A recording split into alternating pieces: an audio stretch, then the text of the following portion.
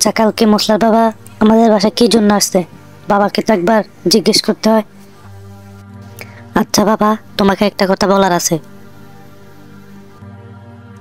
হ্যাঁ রে মা, কি বলবি বল। আচ্ছা বাবা, গতকালকে যে আমাদের বাসায় মশলার বাবা আসছে, কি জন্য আসছে?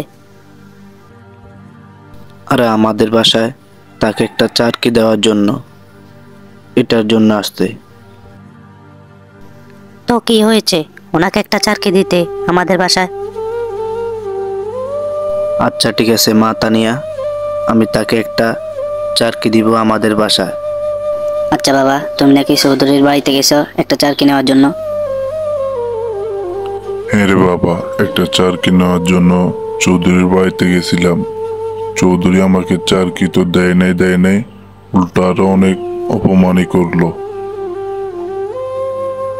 শোনো বাবা, কালকে চৌধুরীর মেয়ে আমাকে বলছিল তোর বাবার জন্য আমি একটা চারকি ব্যবস্থা করেছি আমাদের বাসায়। আমি তাকে না করে দিয়েছি। আমার বাবা তোদের বাসায় চারকি কখনোই করবে না।